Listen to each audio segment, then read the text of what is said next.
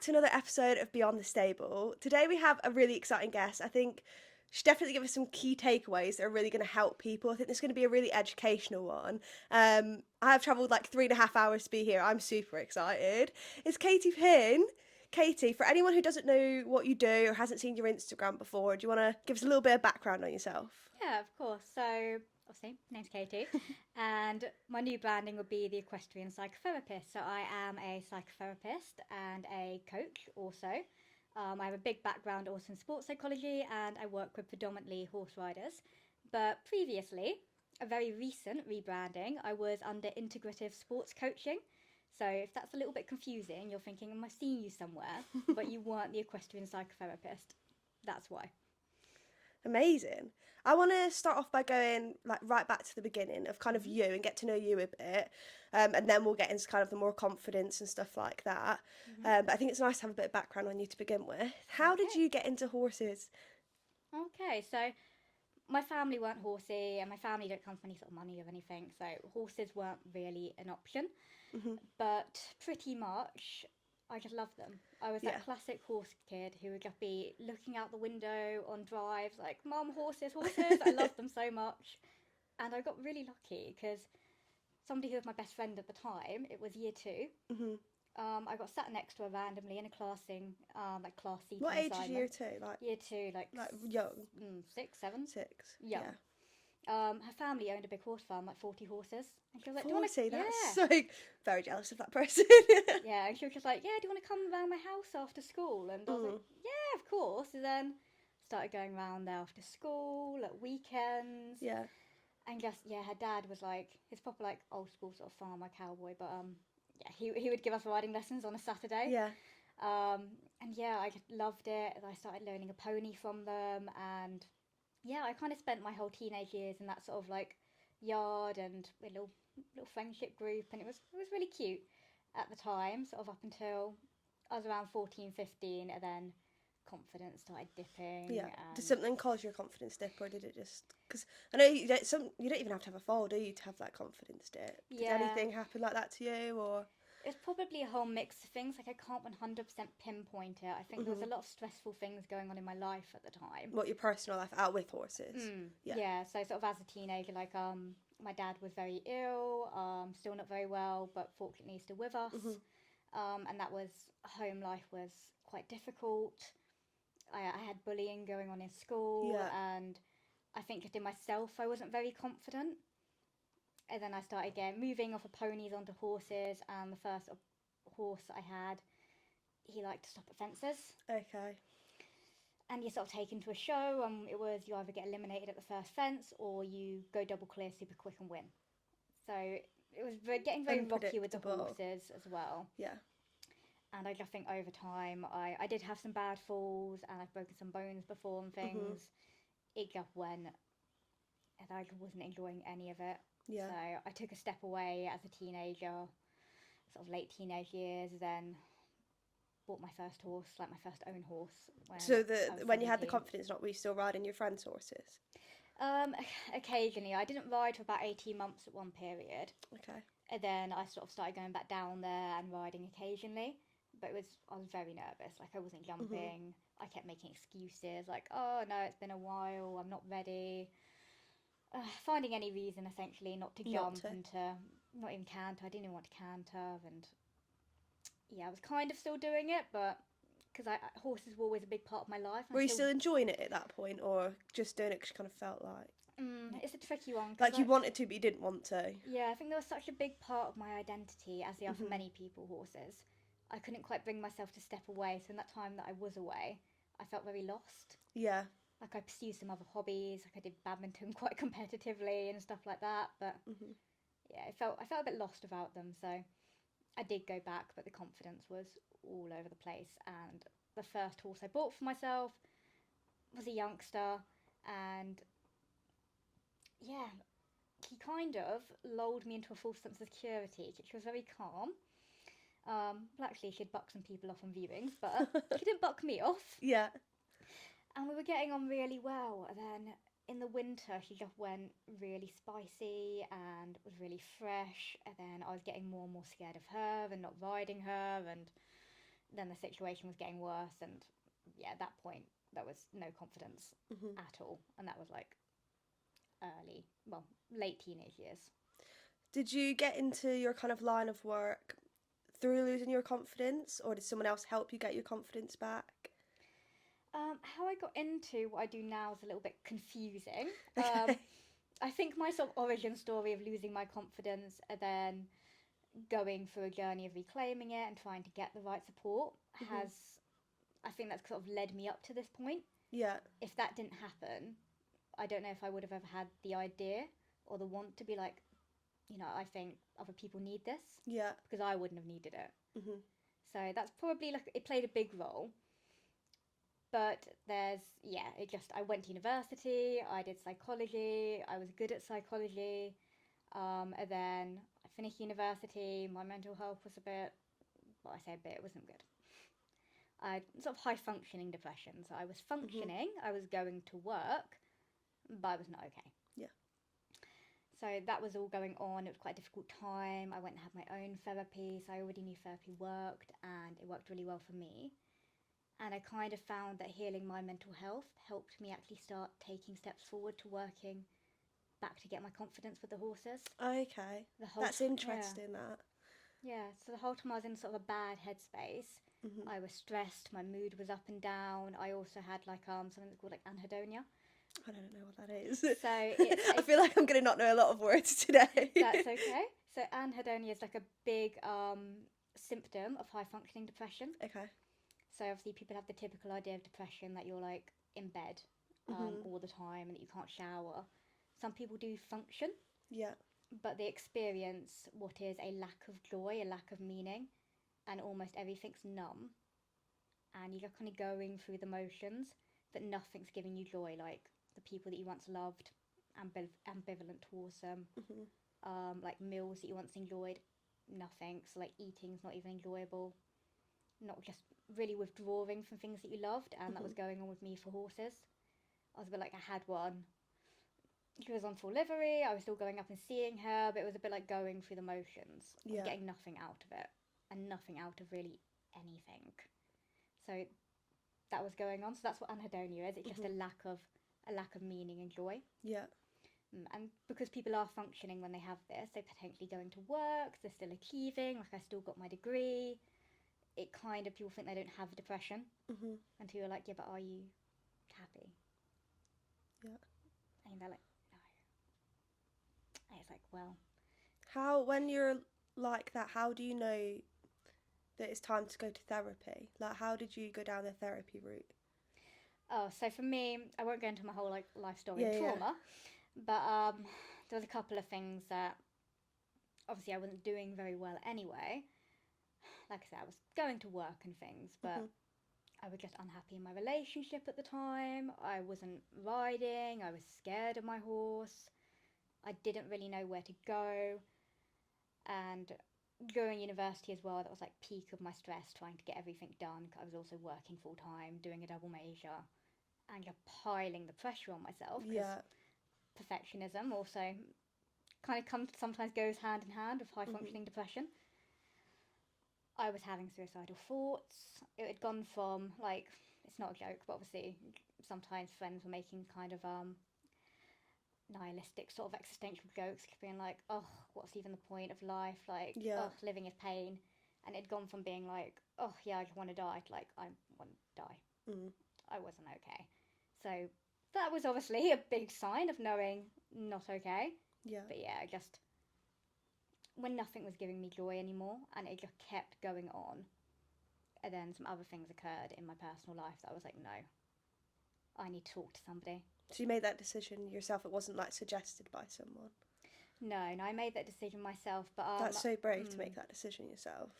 Yeah, it's a hard thing to do, to ask for help, isn't it? Really hard, because first you have to know that something's wrong, and this sort of high functioning depression had gone on for quite a while throughout like me being at university and doing different jobs, because I was like achieving, and occasionally I'd like achieve and I'd get like oh wow, look, I've achieved something, and people would be like, wow, look, you're achieving, aren't you such a high flyer, you're doing great, and you're sat there like, don't feel great. I don't feel great. And then So sometimes that kind of masks it. You're so focused on a goal whilst you're also neglecting yourself and your needs.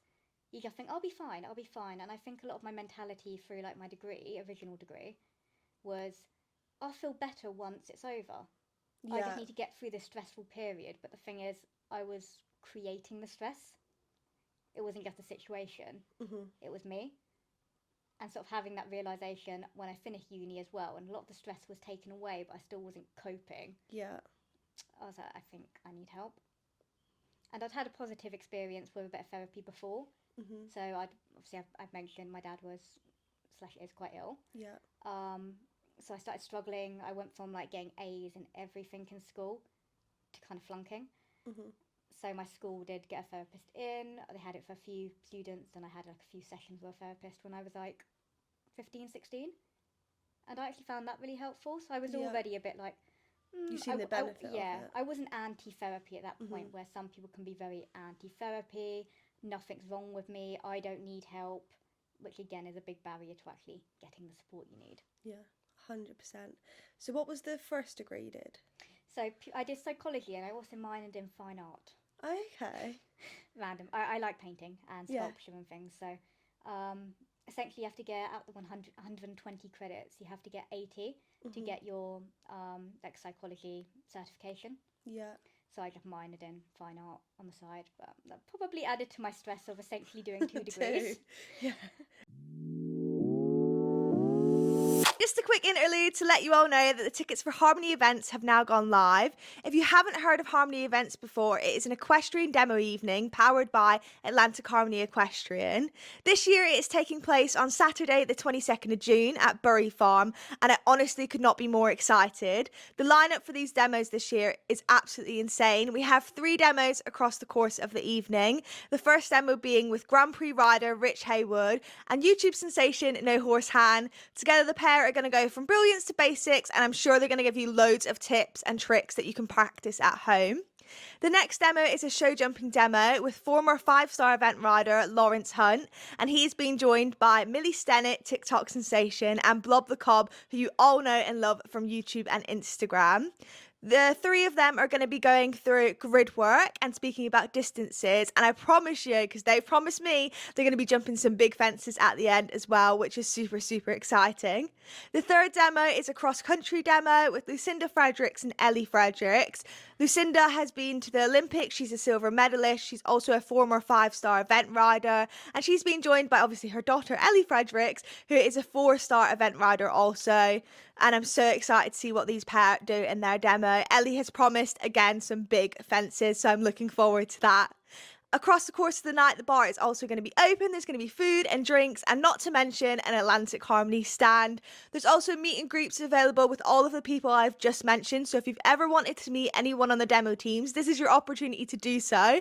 I'm super, super excited, and if you want to pick up your tickets, you can go across to www.atlanticharmonyequestrian.co.uk, and it's under the events tab on our website.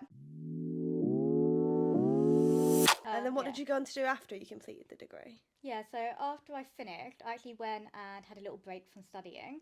I went and did community care. So I was working in the community, doing care work, and then mental health stuff and psychiatrics. And then through my job, I got some different qualifications in mental health and like a level 1 counselling degree. And then I decided I think I want to go into sports psychology. So actually during lockdown, or just before lockdown, I started doing psychology diploma, sports psychology diploma. And I got my way through that and then kind of was like, I don't really know if this is for me. So essentially I'm at a point right now, if I want to pay someone a few £1,000s to look at my portfolio, like the regulating body, I can get my sports psychology qualification, so I can be like, right, that's officially what I do. But I wanted to go deeper with people. That's why I'm a therapist. I like digging into the past, and there were things I'm like, oh, actually, I kind of think maybe in some of these situations, because they give you scenarios and case studies when you're sort of working on sports psychology. I was like, I don't think it's just like athletic performance and giving someone some sports psychology, sort of mindset strategies, focusing strategies is the answer. I think their life is stressful and they're carrying it on with them. and there's something behind it and there's something underneath their struggles as to why they're not performing. So I decided to do a little detour, and I was like, I want to do some sort of like maybe more clinical psychology. And then I eventually found the degree that I've more recently done, my master's, which was integrative counselling and coaching. Yeah. So essentially that's psychology, sports psychology. I also did coaching qualifications. Yeah, some different things through my different jobs. So I was a brain injury rehabilitator for a while, 4 years, not a while, but yeah, it led me. I think everything was always leading me towards therapy. Yeah. So yeah, I just kind of came full circle back to it. And then you've recently rebranded. Yes. Should we speak about that a bit and kind of what the difference is? It's basically the same as what you do now, isn't it? But do you want to chat me through it? Yeah, so obviously my branding before, I was integrative sports coaching, and at the time, that very much made sense. Also, no one can say the word integrative, so I was like, maybe we should move away from that. People can't say it. People don't know what it means. Essentially means integrating different modalities of working. So, for example, in the therapy, I'm trained in like 8 different styles of therapy. Okay. And also I've got the psychology, sports psychology, the psychotherapy, and the coaching. So I integrate. So that's still what I do. I'm still an integrative practitioner, but I've rebranded because, yeah, at the time, like I said, when I set up, it made sense. I was working with other athletes, not just horse riders. And also I kind of felt like coaching was a bit more palatable for people. Yeah. And I hadn't fully finished all my training in psychotherapy yet. And I was a bit like, oh, I feel like some people are a bit scared by the words counselling, therapy, psychotherapy. It's a bit off-putting. So essentially that's why I made the decision for integrative sports coaching to be my branding. Yeah. I think over the years, I've got more comfortable now in my identity, what I do, my way of working. I like working on a deep level with people. I love doing trauma work. Like I like dealing with the performance work as well, but I really like getting into the nitty gritty and sometimes looking back into the past. It is psychotherapy. That's what I do with the coaching, because I really believe my way of working and the integrative counselling and coaching sort of model is that sometimes you need to look back to look forward. Yeah. Which is really important. And whereas some people might have to go, I need to go to therapy, sort some things out, and then maybe, but I have goals I want to work on. Now I need to go see a coach. I do both. Yeah. So we explore the here and now with my clients. I quite often go, what's going on here and now. And then maybe we look back into the past. We do some rebalancing of maybe some self-esteem issues or confidence, trauma, whatever it is. We do the deeper work. And then we do the more generating strategies and new behaviours, and then support them towards their goals. So it's not just like healing, it's healing and moving forward. So to go back to your original question, the rebranding. Yeah, I'm just leaning into now. I'm a psychotherapist. Yeah. And I work with horse riders. I can work with other people as well, if you're not a horse rider and you are interested. But that's my wheelhouse. Yeah. I am the equestrian psychotherapist and I'm owning it. Yeah. How long have you been set up now on your own? Oh, so I think like over 2 years it's sort of been around. Yeah. But for the first year I was very much still setting up. I was also part-time, so I was still working other jobs. And it's been almost a year. It was the 19th of May last year that I went full-time self-employed. So a couple of years now, but a whole year properly self-employed. They say if you can survive your first year in business, it's a good sign. Yeah. So it's happened. Yeah, because when I came in, I had, well, literally a session and a taster session type thing with you. And I was like, God, that could have been that long ago. And you're like, yeah, your notes say 18 months ago. I was like, God, that went quick. Yeah. So quick. So I'm going to need to set up some more sessions. Did you want to maybe explain the backstory of Yeah, this? so yeah, I'm happy to speak about kind of my whole thing. So if there's anything that we speak about and you need to relate it to something, you can relate it to me. I'm happy for that to happen. So I had a few accidents. So I had my first one, I broke my humerus in my arm. That was a jumping accident, landed on a pole. And then I had a separate accident once I got back into horses and broke my femur. So Katie was trying to help me get back jumping, because that was where my real issue was. I'd kind of done the flat work side of things, got back into that, struggled, like it wasn't easy, and I think if I'd had someone like you, I probably would have been a quicker process. But yeah, the jumping, I got stuck, contacted Katie, and then it came to like I can either afford Katie, or I can afford jump lessons. Which one am I going to go for? Went for the jump lessons. I'm kind of realising that was probably the wrong decision personally for me, because Katie was like, so how have you done since last time I spoke to you? I was like, the same. I've not progressed at all. So we're going to need to set up some more sessions, because there's just my mental block's just still there. So that's really, that's great for you to share that. So, yeah. Because a lot of the time, there is a time and a place, I sort of, when we were talking sort of off camera, people get to a certain point where they do just have to do. Like, I need the exposure, I need to actually go physically work through what's going on. Yeah. But if you've got mental blocks, if you've got genuine fear and anxiety, and maybe even some trauma from falls under the surface, you're not going to be able to progress. Yeah. And sometimes you're throwing yourself into things like lessons.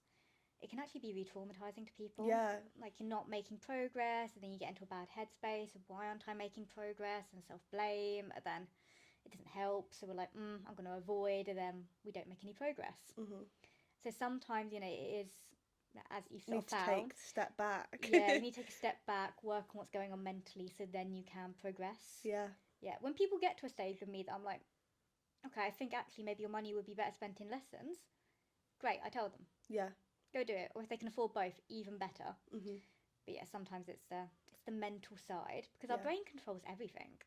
It's like the whole control centre of your entire body. So if you want to go physically go do like a sport or a skill, but it's the mental component holding you back, work on the mental component first. Yeah, 100%. Because I'll go to a jump lesson and I'll be like, right, well, I used to jump 80 centimetres and you asked me to canter a pole on the floor, and it's so frustrating because I can't do it. So it's not like the ability, I guess, because I can canter a pole on the floor, but it's just my brain that just blocks it. It's so frustrating. But we can book a session in and we can sort me out. Yeah, I get some free advice today. I do want to, like, obviously you're not allowed to go into everything. If you find this kind of thing interesting, I'm going to leave all of Katie's details in the description box. You can go follow her on Instagram, because sometimes even, like, because obviously I follow you on Instagram, just see little bits of motivation pop up, and it does just really help. So even if you can't afford to book sessions in with Katie at the minute, just go follow her Instagram, so that when you can afford, or when you feel it's the right time to, you've got her details there, because there's quite a lot of free advice on there. I share some free resources. I will have some more coming up, and kind of sorting out my website at the moment, like having like a products page and all sorts of things to give away some free stuff also. And I'm going to be running some sort of like free like webinars and masterclasses as well. That'll be good. Because obviously I try and keep myself very affordable, because there's sports psychologists, obviously great, but out there charging £350, £500, £1,000. Because I did look into hypnotherapy as well, but that was ridiculously priced. I was like, no way. Yeah. No way could I afford that. Yeah, it's hard. I don't want to comment on anyone else's price. Obviously, they're good and they know their worth, so they're charging what their worth is. But for me, because part of my own struggles as well, when I was struggling, and I'm like in my early 20s, and I'm working in a bar, and I have no money because my horse is eating it all, and all of its vet bills are consuming all my money. Yeah. There was no way I was going to be able to afford a sports psychologist for £300 or like £1,000. Yeah. So I try and keep it fairly reasonable, but obviously, I try and get some free resources available to people also. Yeah, which is amazing. And like you say, even your little posts that you put on Instagram, they're so good as well. Yeah. If you didn't already know, this podcast is powered by Atlantic Harmony Equestrian, which is my equestrian clothing brand. I'm currently repping the navy quarter zip. We also have hoodies, t-shirts, leggings, beanies, literally all sorts. If you want to have a look and check out some of our collections, you can head across to www.atlanticharmonyequestrian.co.uk. I want to speak kind of about more specific issues, and I think they will all end up merging into one, or like we'll go off on little tangents and stuff. But I want to speak about losing control over a fence, feeling out of control when you're jumping. Yeah, because I recently posted a reel about this. Yeah. That if people are feeling like really scared when jumping, or maybe they're like micromanaging the horse, there could be an underlying fear there. And I see this a lot in riders that are perfectionists or those that are quite anxious or fearful. There could be a load of different reasons why people do this, but quite often if someone's like over controlling, because our horse is our teammate, and we need to allow them to get on with their on with their job over jumps. Yeah. So we need to be able to set them up, allow them to jump, sit up, rebalance them, allow, pilot them. So piloting them around so they can do their job. But maybe if you fear being out of control, maybe you're, I don't like this term, but a bit of a control freak. Yeah. Or maybe you're really anxious and you worry about all the unknowns and all the possibilities in life, like what might happen. You're going to be really resistant to sort of just, allowing the horse to get on with its job. This is when people get really hung up on strides, because they're like, I need to place my horse's legs exactly at that point, and then they jump, and then they sometimes sort of pull back a little bit when they land. And really, they're just so scared of being out of control, so scared of that horse picking up speed, so scared of something bad happening, that there tends to be a lot of micromanaging going on.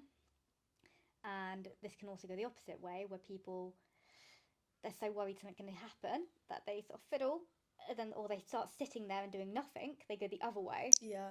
And then they freeze and stop happens, and this adds to the fear. But quite often, yeah, if someone's really worried about relinquishing control to let the horse do its job, and they're having issues jumping, I would normally get them to reflect a little bit. It's not always, like I said, a whole host of reasons why this could be happening for someone. But where else in your life are you afraid to be out of control? Do you not delegate things at work?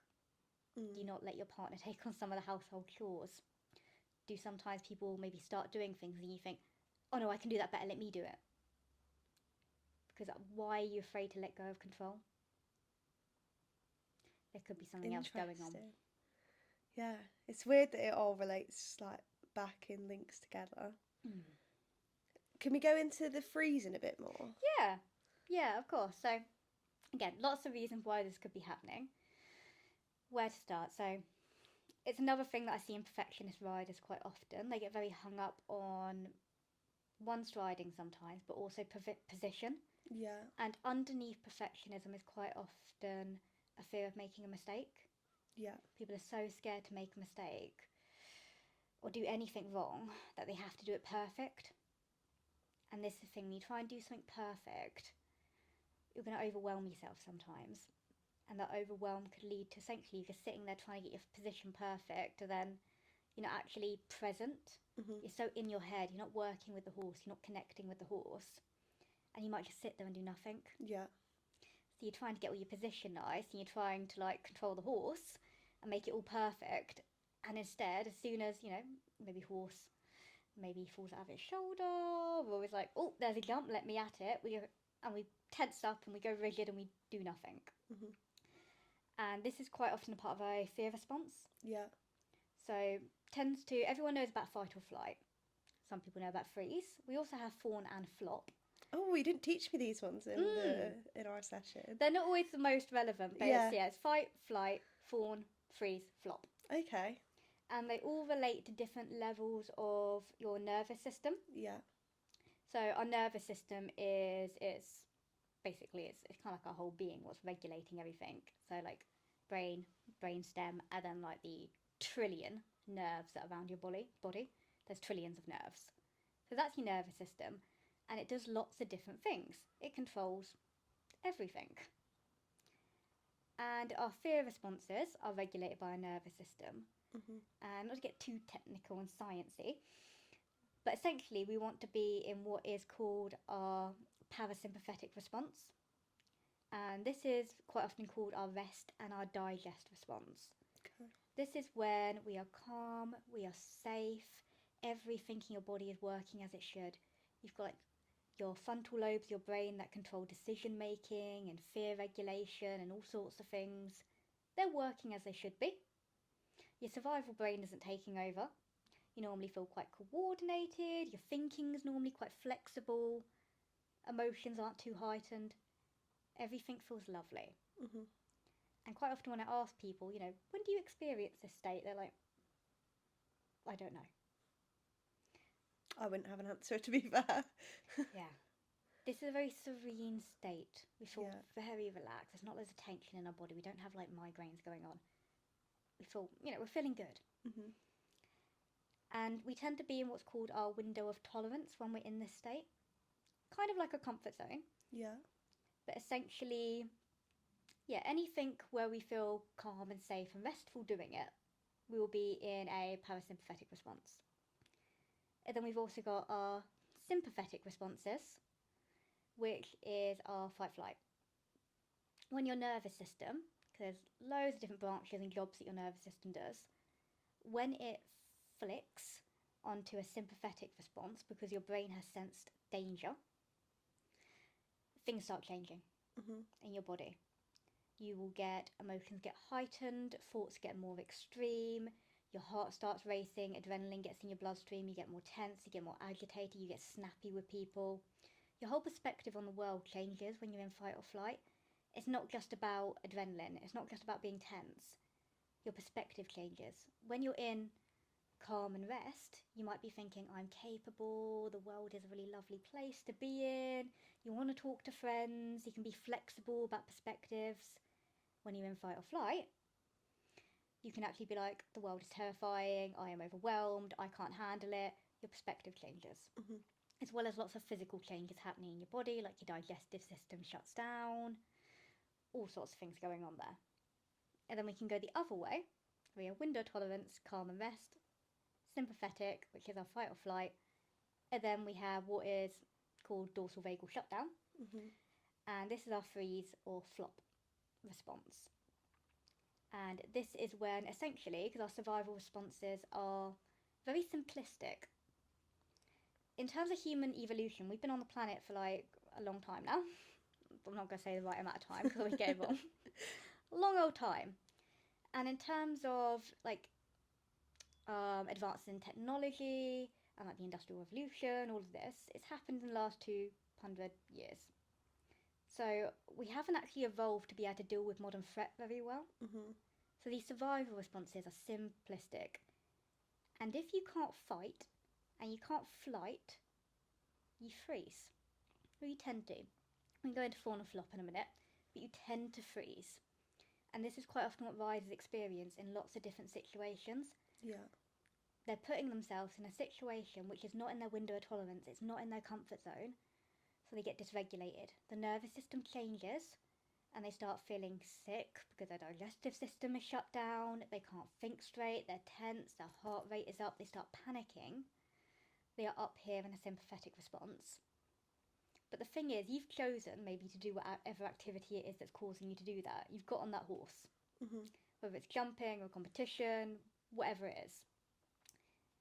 And sometimes you do see riders go into fight mode. This is the ones that tend to be growly and flappy and kicky. Yeah.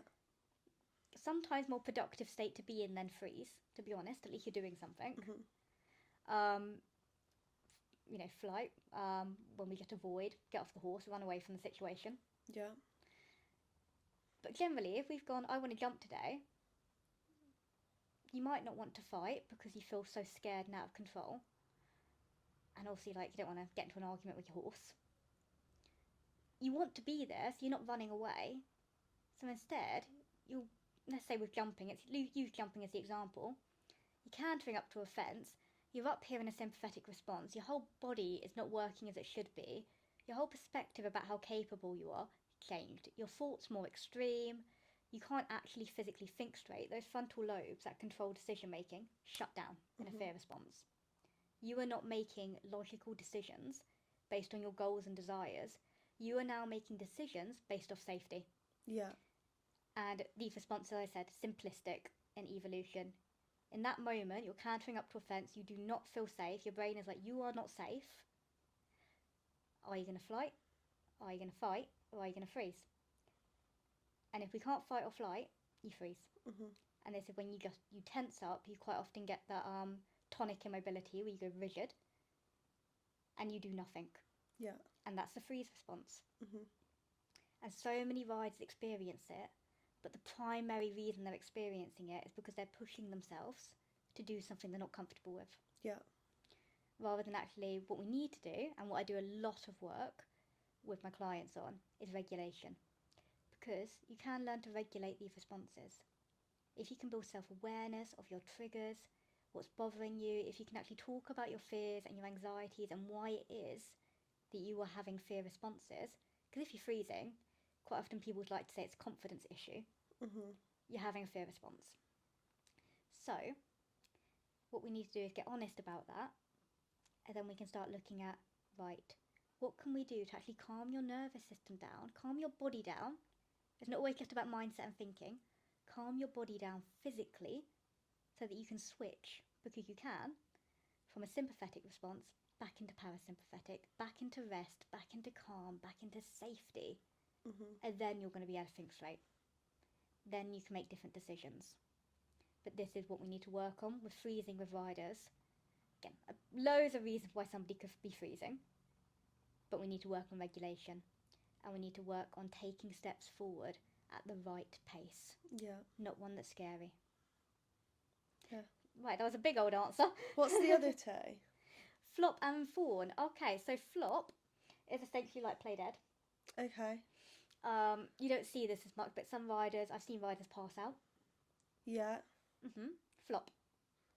Okay, yeah. And fawn is, the best way I can put it, is if we have, let's say fight is fight the bear, flight is run away from the bear, freeze is do nothing, flop is play dead, fawn is make friends with the bear. Right.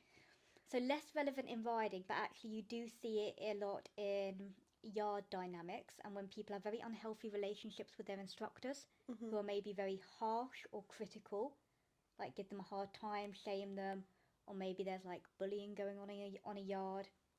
Quite often, to keep ourselves safe, we fawn, which is like we make friends with that person in a way to keep ourselves safe, even though maybe we don't like what's going on.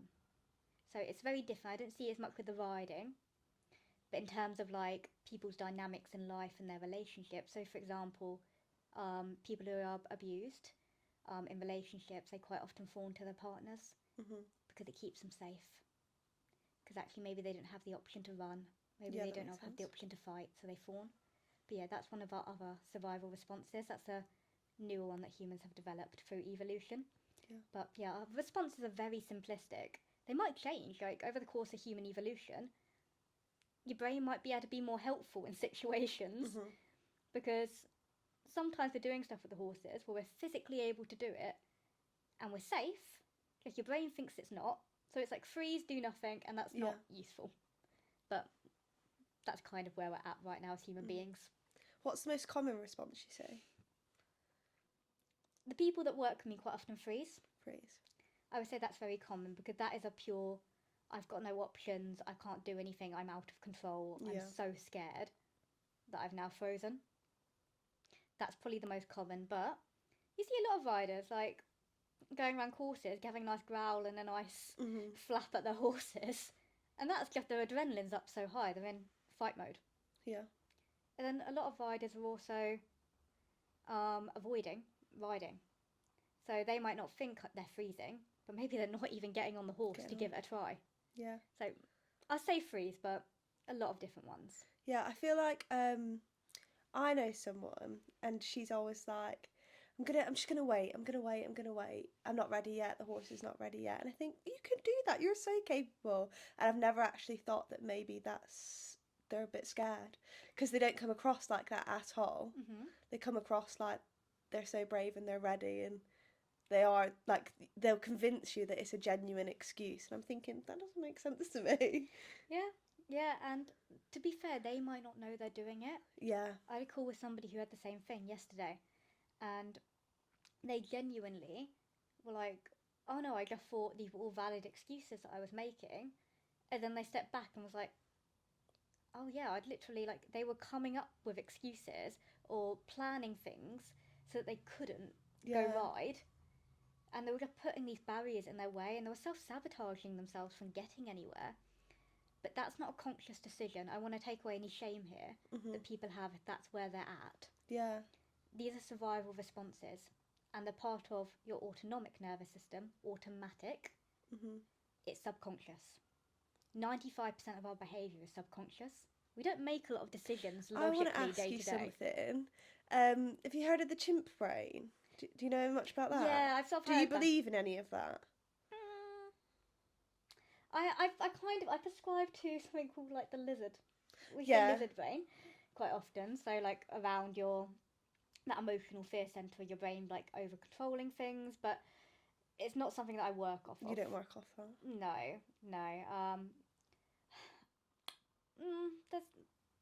Everyone's got different theories, haven't they, about things? Yeah, I very much come from this neurobiological standpoint. Because I worked in neurobiology and brain injury, I would look at people's brain scans, and it was so cool. I love it. Like, so gross seeing a sliced up brain also sometimes. But it's so cool. So actually, the way in which I work, I very much like, this is what your area of your brain is doing. Yeah. Like, let's get into the real science nitty gritty of it. And yeah, that's sort of my more way of working. Way of going through it. Well, yeah, going into that more, saying something but doing something else. Yeah. I do this quite often. I'll be like, I'm going to jump, and then I get there and I don't jump. Why am I doing that? Because when I say it, I believe it. Yeah. I'm going to go jump tonight. I'm going to go do it. And I get there and I go, just do a flat lesson. Just do flat work. Okay. If I was to ask you, but in that moment, if someone actually said, we are jumping, how would you feel? I possibly could cry. Possibly could cry, yeah. And dysregulated. Yeah. There's fear there. And there's no shaming that, because when you're saying, I'm going to jump, it's the same as like what I'm saying about the excuses and the avoidance. Yeah. Your conscious decision, like you and yourself and your goals and your ambitions, when you're not in the situation that's scary, it's easy to say it. Yeah, you can think in that manner. You're maybe more in a calm, sort of rested response. That you actually have the ability to think about the things that you do want. Yeah. And where you want to get to. That you put yourself in a position where you're about to do the scary thing. You know, your brain cottons onto that. We've got the threat detection system in our brain, like our amygdala. It's always scanning. And if it's like, oh, we're about to jump, are we? It will send off like fear signals in the brain. It will start this nervous system response. And at that point, you're going to be making unconscious or automatic decisions, not based off what you want in the future, but what's going to keep you safe right now. And avoidance is not always like, I'm so scared, like I can't do this. It gets sneaky. It might be avoidance, and we go, no, actually, I don't think I've got enough time to get all those jumps out. Yeah. Or actually, like, no, there's no one here, so I better not. Play it safe. Or, oh no, I wanted my special stirrups on my saddle for when I did that, and they're not, they're at home. Yeah. We will come up with reasons, and it's because when we are in fear, we are no longer making decisions based on our long-term goals. It's based on right now, how do I keep myself safe? And that's so frustrating for people. If they're going, I want to jump, but then they just not. Really frustrating. And then they tend to give themselves a really hard time. Yeah. I don't know if you ever give yourself a hard time, but it's not your fault. Yeah. Even though you are your brain is you, and it's it's the control center of your entire being. The things that it does automatically based on survival, that's not necessarily you, like your soul, like the essence of you making those decisions. These are just basic computer programming that your brain does. So it's not your fault that that's happening. Yeah. But there's ways to work through it. Yeah, perfect. What about if, so this isn't me, I don't get hot, but I do have friends that are quite, well, you say they've got a hot seat, don't you? That's like the typical saying. Yeah. How do you try and stay calm in that situation? Is that again going back to that same thing and regulating everything? Yeah, regulation really important here. Regulation's under so much. But before we can regulate, we need self-awareness and honesty of what's actually going on. Yeah. And being able to recognise it.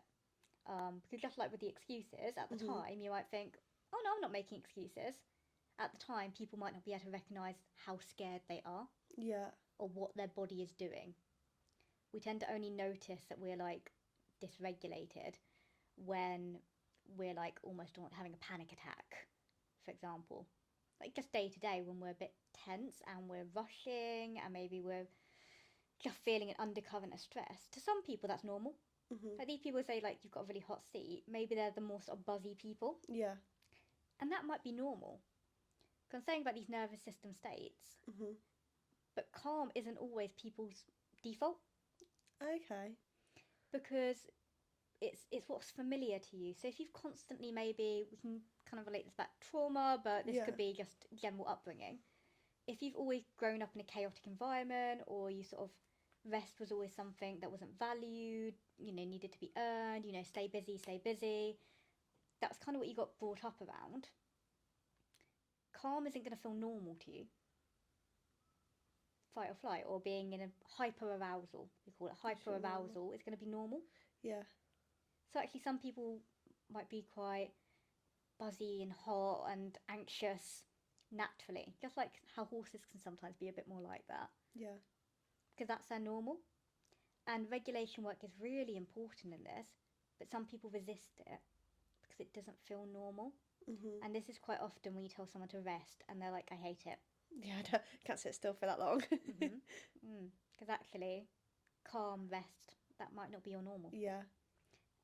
And that's tricky. It's because it feels great when we're in calm or rest. They've had the experience when maybe you're on holiday and there are no one's asking you to do anything, and you don't have to be anywhere any specific time, and it's sunny, and you just feel like, oh, so chill. Yeah. So calm, like you could have a little nap at any minute. That's calm. But we very rarely experience, well, many people very rarely experience it.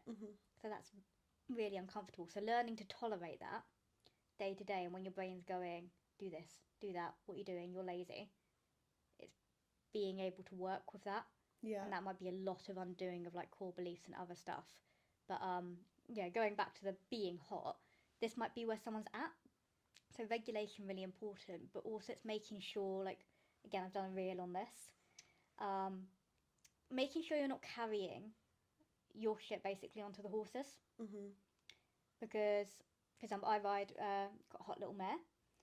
She's one of the horses that I ride her this morning, and underneath you I can feel her being like, oh God, there's a plank on the floor and there's stuff over there, and she's a bit tight and a bit tense, and it's my job to be like, I'm breathing, you can breathe, there's no tension in my body, there's no tension in your body, suppling her, bending her. But let's say you've had a stressful day at work and you don't even realise your adrenaline is high. You don't even realise that you're dysregulated, because that feels normal. That's just your everyday. You're always in a rush. You're always super busy. You're always low-key stressed. So you've got busy thoughts, adrenaline in the body, you're naturally a bit tense, there's tightness in the body. You then get on that horse, that hot horse, and that horse then goes, oh my God, I already wasn't coping. Yeah. And then they start spooking and start throwing themselves around, and they're all over the place, and then that makes you even more nervous. Like when a horse spooks, it reacts, our startle response kind of kicks in. So it's the same as like when somebody jumps out behind a door, and you go, oh God. So when horses spook underneath us, we go, and our heart rate shoots up. So we might have already been, adrenaline's up here anyway. We weren't calm, even though we thought we might have been, because that's our default. And then it goes up, and it gets up, and we get tighter, and the rein shortens, and the horse gets, you know, tighter and tenser, and they become like a coiled spring. And it's why, like, the worst thing someone can do on like a hot, tight, tense horse is collect them up into the contact, because they're like, I'm trying to control the situation, I don't want this horse to do anything. Yeah. But they feel out of control, you know, they're all feeling quite hot as well, they're stressed, they're worried. Like I said, it might not even be about what's going on underneath them. This could have been like an argument with a partner, a bad work day, they've carried it on. So they've collected all the horse up, and you create a coiled spring. That energy is well coiled, and it's going to want to go somewhere. Sideways, upwards. Going to want to go somewhere. Yeah. And then you might have your horse sort of spooking at everything and jumping, and then you're just not having a good ride, are you? It's going a bit tits up. So when I talk about if you have a hot horse and you need to have a cool head, one, you need to be able to regulate and you need to be in calm. But you also need to have this awareness of knowing when you are like that. And actually, if you're having a really stressful time in life, it might not be a good place for you to be getting really hot, spicy horses, they need us to be showing up calm. So actually therapeutic work, and actually just pure counselling even, going and talking about your problems and being able to offload them somewhere so you can breathe, so you've got some weight off your shoulders and off your chest, that sometimes allows you to actually then show up so much more calm, so much more free, so you can think straight, you can be present and be connected as well. Because if you're in your head, you're overthinking, you're not in your body. And if you're not in your body, how are you going to connect to the horse? Yeah. So these loads of things are interwoven in there. Yeah. Amazing. And then I want to just speak about predicting. Yes. So take it away. predicting performance outcomes, isn't that? Yeah. Yes, so this is kind of like the confidence equation. And many people, like I said, the word confidence gets bounded around in the equestrian world. It's kind of the be all and end all. If you're a confident rider, then that's what everyone wants. And no one wants confident issues. But we need to know, why are we not confident? What is causing a lack of confidence? And this is how your brain predicts how well you're going to perform. How confident are you? Your confidence is a neurochemical process as well. Like that feeling of confidence when you're like feeling really great about yourself and you're light and like, it just, you know how it feels in your body when you're just like, I feel great. I feel like I'm going to nail this. Or maybe you don't. Hopefully you do in something, in work. Then that feeling is a whole different host of chemicals going on in the body. You're going to have good dopamine, serotonin, all these great neurochemicals which make us feel good. But to get there, your brain's going to do some predictions, because your brain is a prediction machine. That's like one of its main jobs. Its main jobs, your brain, are survival and predict what's going to happen. And it does this predict what's going to happen to keep us safe and our survival. So these systems link in together. So our brain's always predicting. That's why we quite often get what-if thoughts as well. Yeah. And then they can be a little bit disastrous sometimes, because survival and self-doubt and anxiety and all of this. But it's going to predict, how well am I going to do? And it's going to take into account your environment.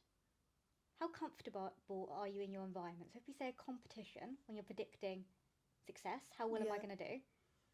What's going on in your environment? Is there anything that might hinder you? Is there anything that worries you or your horse? It's also going to go, your opponents.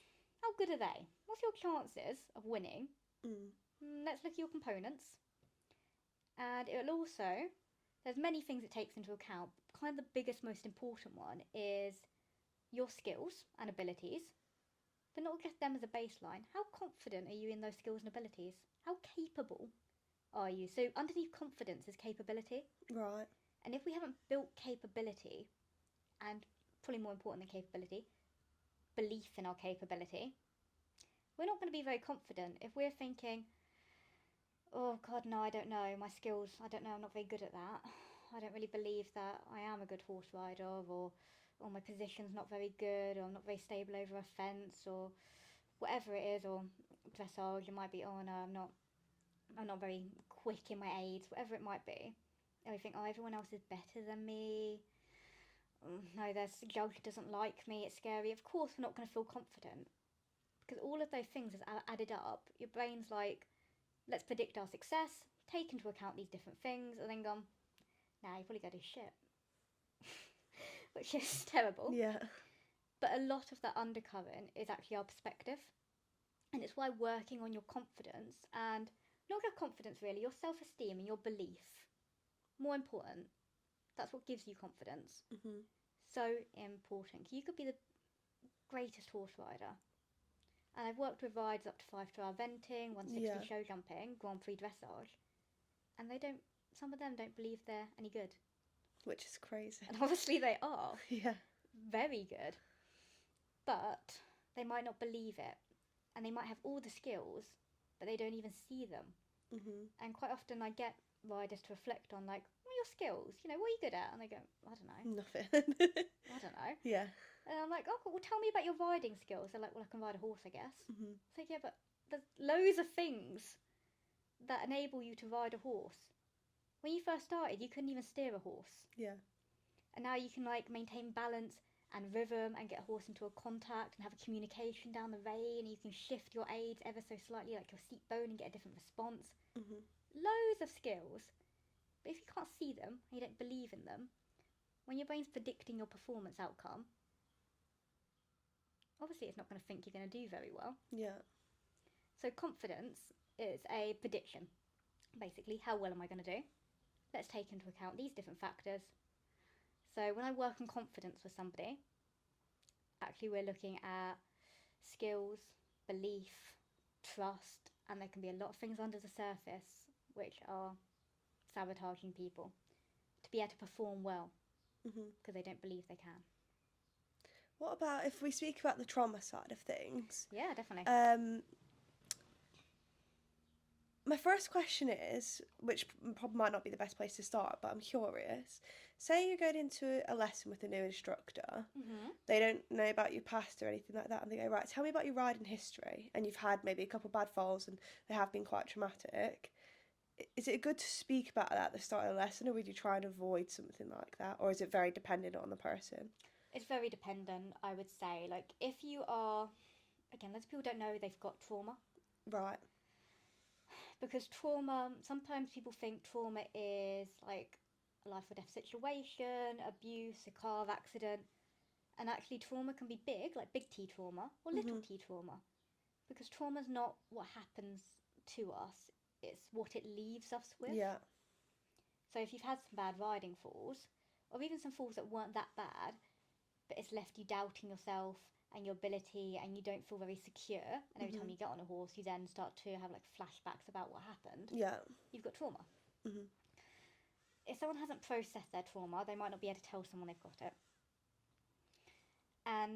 But it probably is important to let people know in sort of your riding history, when you tell your instructor in this scenario about those falls. Not everyone's going to have an awareness of trauma, but hopefully they'd understand that may have affected your confidence. Yeah. That confidence word coming back up there. So hopefully they'll take this into account, because going kind of back to what we spoke about right at the beginning, you don't want to push yourself too soon, because the thing with trauma is we don't always know what our triggers are going to be, and we don't always know what's going to be re-traumatizing. Trauma is something your brain necessarily hasn't processed.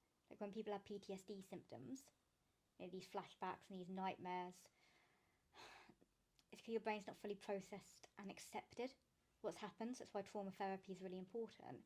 So you actually can go through being able to talk about it when you get really upset, or actually there might be bits about trauma that you can't even remember because your brain suppressed them.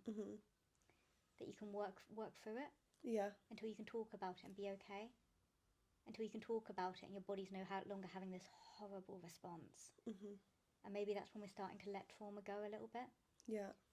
You know, it will get put in like a different memory store in your brain. It will get reprocessed and accepted.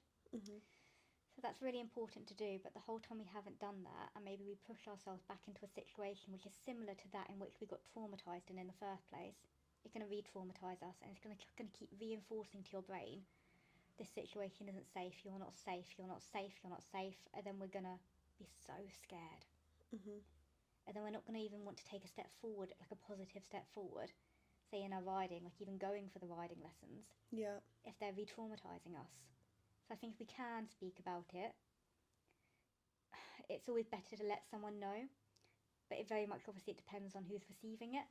There's some riding instructors out there that are so brilliant, and they're very empathetic and emotive, and they will look at you as a whole. Like what I do in my work, I don't just look at the horse rider, I look at them as a person in the context of their whole life. And some people are able to take that into consideration a little bit more.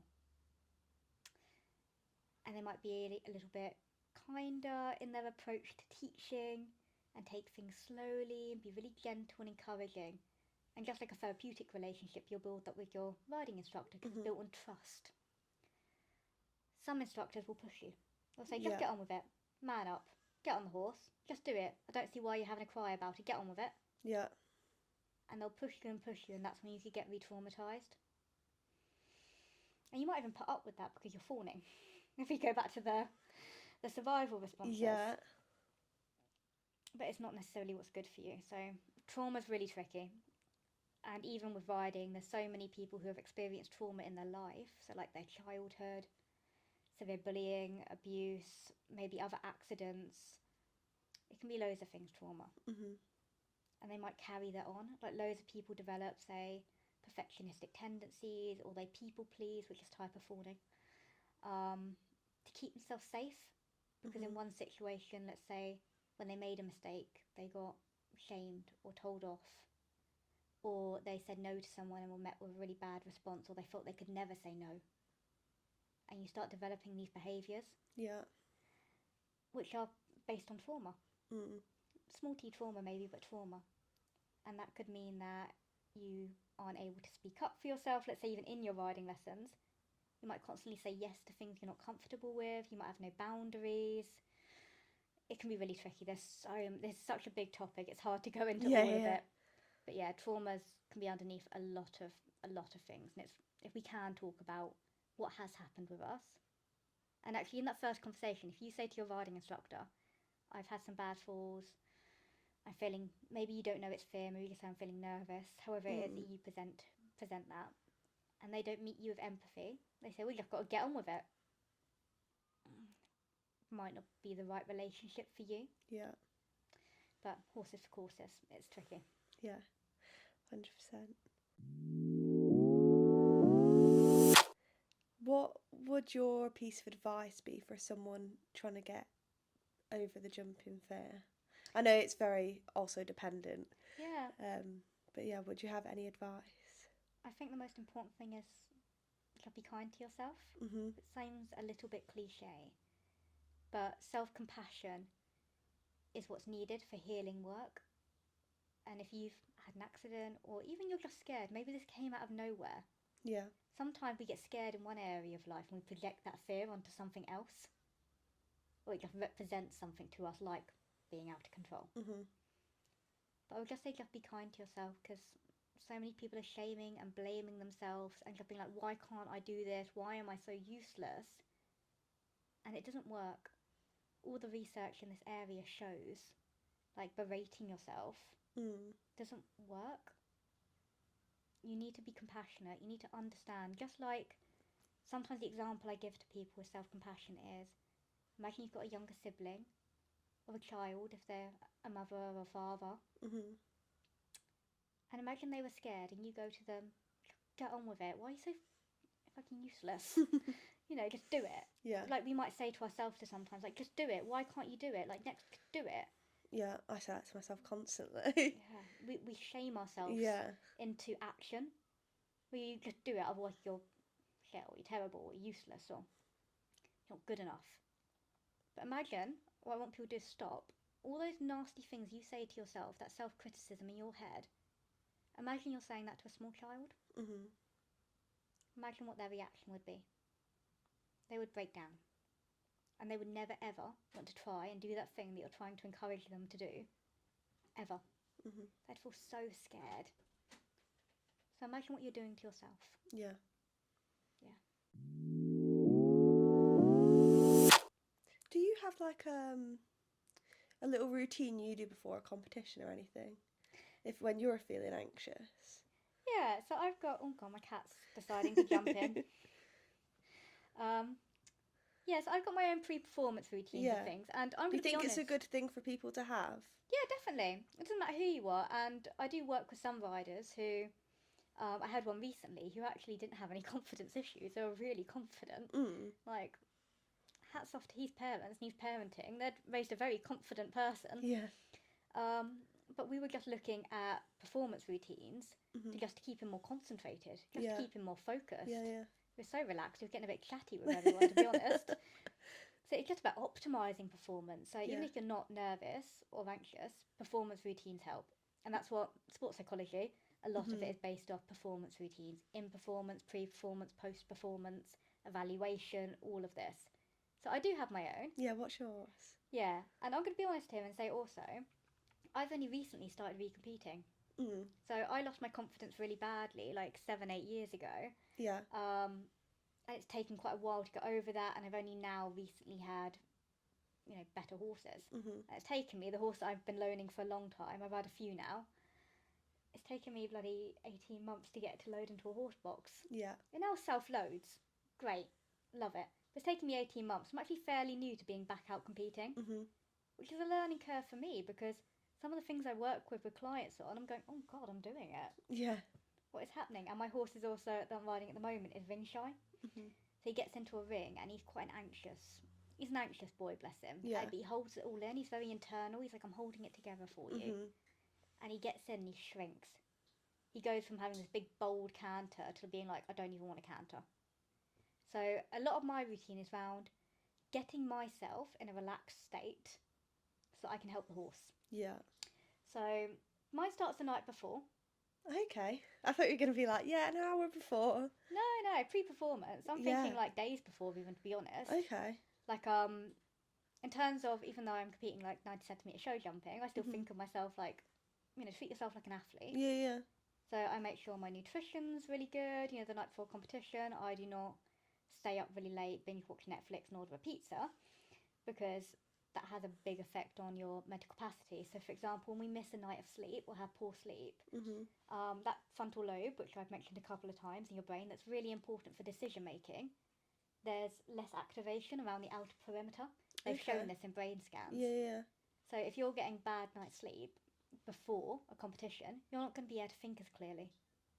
Your thinking is going to be slower. Mm-hmm. So mine starts the night before.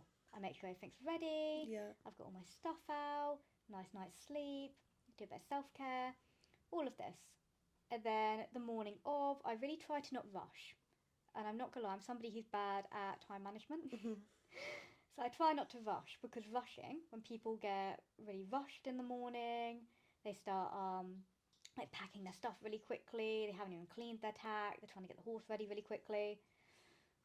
They're actually upping their adrenaline levels, and they might be creating stress before they're even in the stressful situation. Yeah. So again, try and have enough time.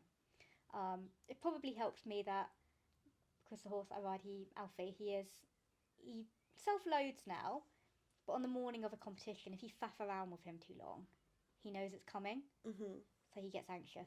So I tend to just pull him in from the field and he goes straight on the box. Yeah. So I don't have to worry too much about rushing, because I don't have a lot to do. But yeah, just trying not to rush, take my time. I make sure I eat, because when we're stressed again, that digestive system can shut down. As in, often not eating, it encourages, if you're not using your digestive system, it's going to shut down. Then people get sick, and butterflies, etc. So I try and eat. I normally don't have big meals, but have like a breakfast, little snacks with me, all of this. And then I might do a relaxation exercise on the way to the competition, just to make sure like I'm feeling nice and loose and I'm breathing normally. And again, like all the way up to actually when I'm in the ring, I will try and tack up fairly slowly and deliberately. If I catch my thoughts wandering to, what if this happens, what if that happens, I'm very self-aware now, not as a boast, but just I'm a therapist. Spend a lot of time thinking about thinking, so I can catch it and be like, nope, focus on right now. And actually this is what having performance routines is really helpful for. People that tend to overthink and think a lot about what might happen, what could go wrong, we always want to come back to what's happening right now. What am I doing? So if I come back to, where am I meant to be? How long have I given myself to warm up? I try to. It's not perfect. Again, I'm fairly new to back competing. Yeah. But I try and have a similar warm-up every time. Again, it creates familiarity, stability. I'm not changing anything. And all of this. And then, very much for me, I don't tend to use lots and lots of tools and techniques now, because I am pretty relaxed. I'd say the hardest part that I'm finding is in the ring when my horse changes. Sometimes my plan's going out the window a little bit, because I'm like, oh no, now my horse is backwards. Yeah. Working with it. That's exposure. That'll get better. But for me, it's just being aware. If I start thinking people are better than me, or am I even ready, or when I'm walking the course, I always objectify the fences. They're not big, they're not scary, they're not wide, it's a fence. It's a red fence. I just really monitor my thinking. That's a big part of my performance routine. And yeah, just taking my time. But I know exactly where I need to be when I need to be there. Yeah. And leave myself enough time. Most of the time. Get stuck in traffic sometimes. Yeah. But you just don't want it to be a big rush. And actually, a lot of people purposely make themselves late to self-sabotage themselves. Oh, really? Mm-hmm. Like just unconsciously, that's what they do. Unconsciously, yeah. Yeah, they're kind of delaying the whole thing, and then if it goes wrong, they have an excuse. Yeah. Yeah, Yeah. that makes sense. Yeah. So I've got my routines and what I do, but a lot of it's just management. It's just awareness. Yeah. And if I notice in the warm up, like, oh, God, I'm getting a little bit tight and tense, I've got my tools and techniques that help me relax and calm down. Yeah. It's crazy how it all links, isn't it? Yeah, there's all sorts of stuff going on under the surface. Yeah. This is more for people who might be watching. We've spoken a lot about ridden stuff. Yeah. Do you do stuff with people, like, for example, my friend got kicked in the head, and she now really struggles with loading because, she got kicked in the head, so she struggles with that horse. Then I have another friend who struggles with loading because her horse flipped in the trailer, so now she can't load, and she doesn't like being she doesn't like being around trailers. Like if we were going to a competition and she's coming to support me, she's making her own way there. She's not getting a lift in the car. Do you work with people on stuff like that as well? Yeah, so it's not just the riding, it's all around it. So for some of those examples, there's trauma there and there's association. Yeah. So there would need to be probably some therapeutic counselling work to actually do that, all that trauma work that we sort of mentioned earlier. So you can process and so that you can accept. Maybe learning some tools and techniques. Maybe if you're in that moment where you're around a trailer, you can know how to bring your heart rate down. Yeah. So that you can create safety. You want to create safety in our own body when maybe we're feeling very tight and tense and our head's telling us some really scary stuff. So we need to learn to process, accept, create safety. And then it's kind of exposure work is really important. Yeah. Like you never want to throw someone in the deep end. It's what I was saying with the jumping. You don't want to go jump big jumps if you're scared of big jumps because you re-traumatise yourself. And loads of people think if I can do it once I'll be fine. The message that you're reinforcing to your brain is that activity is scary. If you do something scared, you reinforce that it's scary. That's simple. So I don't know, loads of people think if I just do it I'll be fine. Yeah. If I cope I'll be fine. Coping's not the benchmark here. You want thriving. So for that trailer example, once sort of the work's been done, it may be, right, well now I need to actually get around trailers. Yeah. But there might be, like even if you were to show someone a picture of a trailer, they might even feel a bit, oh God, nervous because of the association in the brain. Yeah. So it would need to be like exposure work. Again, we like gradually expose somebody to the threat and help them regulate. And this is, we can learn the tools and techniques and start making steps forward ourselves, but it can be really scary and there's always the risk of re-traumatising. So it's something that has to be done gradually by a professional with a professional so that if any sort of trauma did occur, you could sort of address it and stop it and work with it. And then I also do I do a lot of trauma work, so I also use things like the rewind technique. Yeah. Which is actually, we kind of expose someone to their trauma, but through mental visualization. Right. But we do it in stages, and we do it from a place of, they imagine they're watching the trauma, but they imagine themselves watching the trauma. This is what you were going to do with me, I think. Yeah. Yeah. So it's like rebuilding the memory in your head type thing. Yeah, so it's, quite often when we do have trauma, people repress the memories. Yeah. And then little things, those flashbacks are quite often the memory leaking out. So we can do, before we actually go back and do the activity in real life, we have a controlled setting, maybe in a safe space of the therapy room or online. We create calm. So if we were to do this, you'd have been calm to begin with. Yeah. And then we dissociate from it. So when we're thinking about rewatching the memory, or at least what we remember, it's from a detached place. Yeah. Because otherwise there is that risk of re-traumatisation because, and this is why you need to be trained trauma-informed specialist to do this kind of work. It's delicate work. But your brain kind of doesn't know the difference between real or imagined. When we vividly visualise something, it doesn't really know the difference. to an extent, it seems real. Mm. And this, for example, that's why when you have a nightmare, even if it's like absolutely insane and there's like zombies and monsters, you wake up in a big sweat and a big panic because your brain thought that was real, Yeah. even if logically it wasn't. I remember the first time you told me that. Like, that's crazy to me that your brain can't Yeah. differentiate the memory, and Yeah. it's mad. Yeah, your brain sort of, we work in like pictorial like images when we like imagine and when we think. Yeah. So if we're like vividly like dreaming of something or have a flashback or we're visualizing it, it seems really real to our brain. So yeah, with this trauma work, it's making sure that it's step by step, like gradual exposure almost to the memory. Yeah. And again, it's precarious work because what can happen when someone starts doing trauma work is things that they did repress start coming up. Yeah. So, but it's perfectly possible. I work with people a lot on this. People that have had like accidents with their horse, where even maybe there's been like a fatality. People have had accidents, not just on the horse riding, but driving in horse trailers, or they've even witnessed something. We can be vicariously traumatized by witnessing trauma. Yeah, I do a lot of this work either through the actual gradual exposure or the mental gradual exposure. Yeah, and when we can get to a point where we can be like, I can be around trailers, for example, use your example, I can be around trailers, I can be in a feared situation, and I can control my response. Yeah. My mum had a really bad fall. She like had collapsed lung, broke all her lower ribs, 5 to her back, 3 to her pelvis. Like her horse reared and fell back up on top of her. Oh, gosh.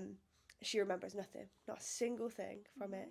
But everyone around, so me and my other friends were around. I feel like it affected us more than it affected her because she just was all gone. She couldn't tell you what happened at all. But us, we're like, oh my god, we were scared to go hacking and like again. So yeah, it's crazy how things affect you because I'd be like, oh, that's going to affect her. That's not going to affect me. But it didn't affect her at all, really. Yeah. It's because you saw it happened. Yeah. And you can remember it all. There has been that probably like quite vicarious trauma. I think I never want to throw around the word trauma, but if that's left you with now a slight fear of that could happen to me or that's a possibility, or you think about it when someone mentions trauma or mentions bad thoughts, it's traumatizing. Yeah. And that's one of those things that maybe when we're getting on a horse to do an activity that's a little bit more difficult, a little bit more adrenaline, a little bit more out of our comfort zone, these memories, whether they're ours of trauma or things that we've witnessed and seen, which is why I really recommend to people, like, if you're scared of horse falls, stop watching fail videos. Yeah. Please stop doing that because you're reinforcing the danger to your brain. But yeah, when you're about to go out your comfort zone and the adrenaline rises and maybe that survival system kicks in your brain, it's going to go flicking through the memories. Yeah. When it's predicting, are we safe? It's going to go, well, all of these things have happened before and we've witnessed all these things, so no. And it will start putting them into your brain and you'll start thinking about them. And that's going to make you more scared and more scared. So that's what trauma can leave us with, those memories that almost give your brain more fuel. Yeah. When you're in a feared situation. But if people, there's many reasons why we might not remember a traumatic accident. It could be, like I worked in brain injury for a while. If you've got very heightened adrenaline or something happened very quick or you've had a hit to the head in certain areas of the brain, it may fail to encode the memory. It all happened in such a blur and there was trauma to the brain that it's not formed a memory. So you don't have that traumatic memory. When you then get on a horse, your brain's not going flicking through the memories. This is dangerous. It's got no memory of it, so you're fine. Which is actually a great thing. Really. That's really good. But sometimes we do remember, but we repress. Because we don't want to remember. And to extent, for all the annoying things our brain does, sometimes it does purposely repress things to keep us safe. To protect us. Where the problem with this comes is that sometimes we repress things and they start slowly leaking out. We start remembering little bits about them. Or we might be scared, but we don't remember why we're scared. Or this can happen to people for loads of reasons why this could be going on. Outside of riding, when I worked in doing trauma with people outside of riding, quite often people start dealing with one trauma, and all the ones that they've repressed come back. It's like your brain's gone, I think you're ready to handle this now. There you go. There you that. go. And then people start going, oh my God, now I'm like grieving something from 3 years ago. Now I'm like remembering this trauma that happened to me as a child. It's it's not cool. Yeah. No, it's so interesting though. Love it. I want to know, so what I like to do, back onto like the competition stuff. Yep. On the way to a competition, I always put a podcast on, something to do with confidence. If I was to say to you, can you do me a little pep talk for on my way to a competition, like just a minute or something, what would you say to me when I was on my way? Okay, let me think. Put you on the What spot do a I bit. normally say to people? Been talking non-stop and now I'm like, oh God, I don't know. I think really just reaffirming your capability, like it would be like, look, you've prepared for this. If you're in the situation, you're going, you wouldn't be here if you weren't ready. You deserve to be here. You've got all the skills. Like, think about your skills that you've got. And I quite often do a little exercise with people where they build a little confidence wall of skills and achievements. So we like, think about those skills, think about those achievements, think about the best performance you've ever had and get that image in your mind. If your brain at all starts thinking about the future and any sort of worries, they've not even happened yet. Don't think about things that aren't happening right now. Think about what's happening right now. Like that you have got this. You are on your way to a competition. You're deserving. You are capable. Like, go get it. And maybe if someone's got like a positive affirmation, then whatever their positive affirmation is, you're strong, you're capable. Just bolstering people up. There's a time to do all the deep work, and there's time to just be like, no, move forward. Think about your strengths. Why are you there? Just go be you. You can only do what you can on the day. Go give it your best shot. And really, in terms of managing any nerves and anxiety, just stay out the future. The brain's predicting like, oh, this is going to happen, that's going to happen. No, it's not. We can't fortune tell. We're not fortune tellers. Stay out of there. If your brain's like, what if this happens? Even if it happens, you can do this because you've got the skills. Come back to that. Even if it happens, I can do this. Yeah. So good. I'm going to replay that every time I waste competition now. Something that I've seen on your Instagram is you do your win of the week. You ask people to do the win of the week. I want to know what your win of the week is. So mine's probably got to be, I think this is quite cool also, but my rebranding. Yeah. I've still got to like reconfigure my website and things. My person that helps me with my website's on holiday at the moment. But I think, the rebranding and just finally going like, I'm going to do it. Because this has been something that's sort of floating. It's one of my many background projects for a while. And I was like, no, you know, don't stress about the website. It's not going to be done for like 4 weeks. Just do this. Take this step. And it's been met with a lot of support. People are here for it. You know, I think actually I've got some more followers come in because I think it's more obvious to people what I do now. Yeah. They're like, are you a therapist? Are you a coach? Are you a sports psychologist? What are you? I'm like, I know who I am. This is what I am. This is what I am. The Equestrian Psychotherapist. Yeah. Oh, I can help you. I can help you with confidence. I can help you with anxiety. I can help you with fear. This is what I do. Yeah. So that's my win for the week. I think just reclaiming my identity and like going forward with that rebranding. Yeah. I love that little thing you do on Instagram. I think that's so good. Yeah, I love doing it. I've just put my one out for today because I do it on a Friday. Yeah. I don't know if this will go out on a Friday. This will go out on a Monday. On a Monday. Get ready for Friday. You have to wait till Friday. Yeah, I love it because actually we live in a culture where people downplay their success and they don't want to be cocky and they don't want to be boastful. And a lot of the times, if we're not used to being confident, we think we're being cocky. Yeah. And people also have this negativity bias where they shine a spotlight on all their wrongdoings. Let's say you've had a great day and then, I don't know, you send an email with loads of spelling mistakes. Someone might like hyper focus on that and go, oh, I'm such an idiot. They're going to think I'm so stupid. And we'll just discount all of the great stuff that we've done throughout the day, throughout the week. And again, an annoying thing that our brain likes to do. So what I want people to do is just once per week, Just identify one thing that you've done well, one win. Yeah, stop, because I feel like a lot of people just are go, go, go all the time. They don't even stop to think about what they've achieved and what's gone well. They don't. Again, when I ask people about their skills and achievements, they're like, oh no. Well, I'll say something. I go, well, I know that you did this. And they go, yeah, but is that even an achievement? Go, yes. Yes, it is. So it's so important to celebrate them because that's what keeps us moving forward. Mm-hmm. It's what motivates us. And if we're not even taking into account our wins and our achievements, like obviously we're going to feel unmotivated. Yeah. And we're not going to feel very good about ourselves either if we're just like, I don't acknowledge anything I do well, but I give myself a really hard time for everything I do badly. Mm-hmm. Not even badly, just like normal human mistakes. So yeah, I like to do that on a Friday. Just tell me your wins. No, it's a good thing. I love it. We spoke a lot about your work and what you do, and we touched on your horse and what you do with him. Yeah. I want to know what you do beyond the stable. This podcast is called Beyond the Stable, so I always like to ask people what they do out with horses. Oh, okay. I have a lot of hobbies. I'm a bit of a hobby collector. I love that because I ask people that question. They go, horses in my life, I don't do anything. I'm like, come on, you must go somewhere for dinner or something that you like. What are your hobbies? Okay, so I surf. Okay. I forget we're really near the sea now. Yeah, to be fair, there's bad surf here. Like, okay.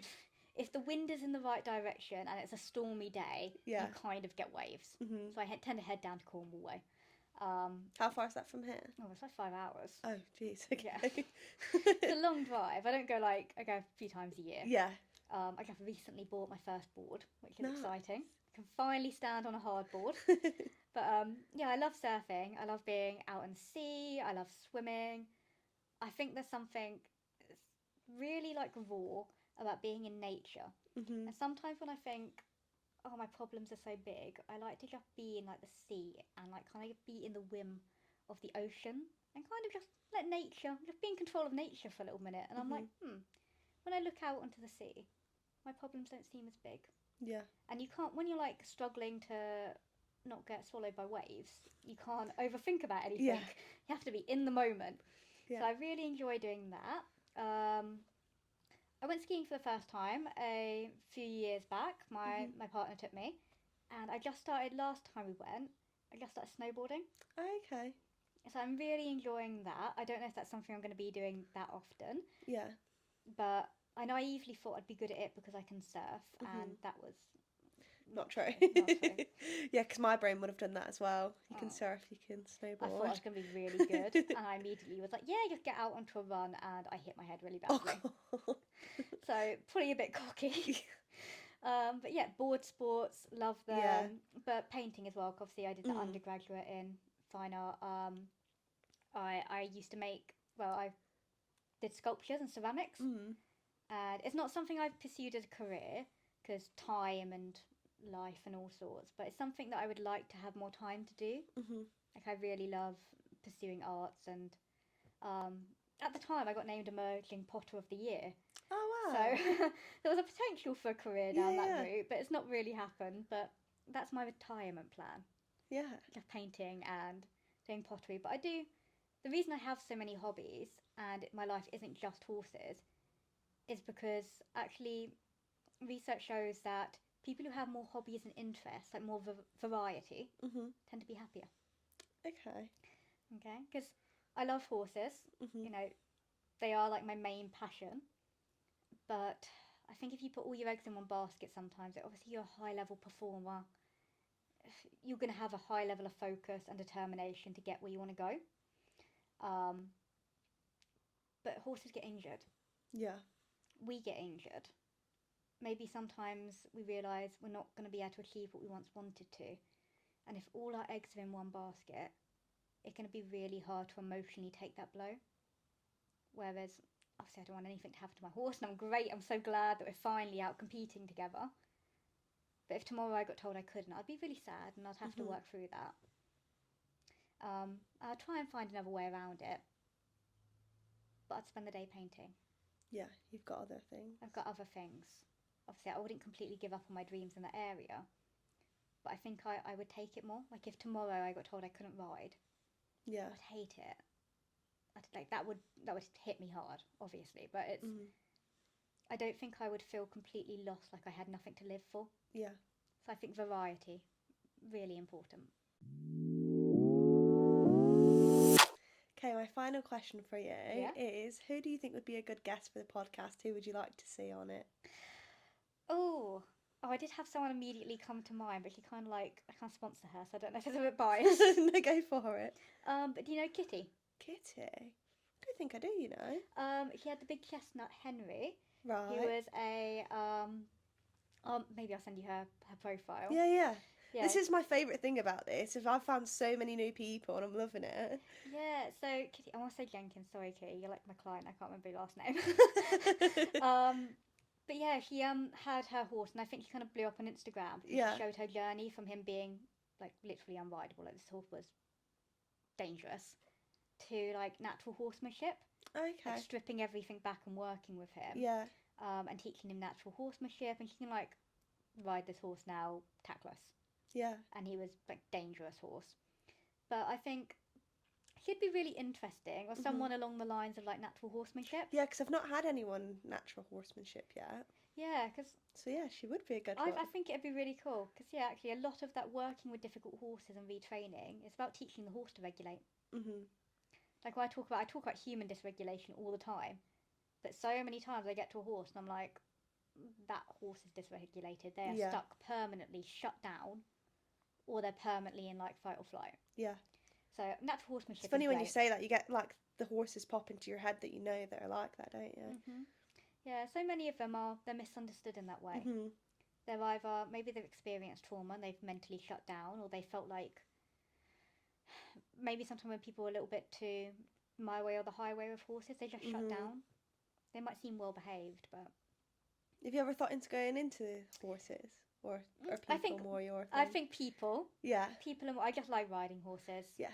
Yeah, I like working with my own horses. Like, I'd find it interesting. I'd like to get another youngster or something down the line to work with myself. But yeah, purely a hobby. But I do think when I talk to riders, it's important to know a lot about their horse as well. Yeah. Because we could get them in a really good place. But if I'm like, I don't think your horse is regulated either, they might have to go on this separate journey. Yeah.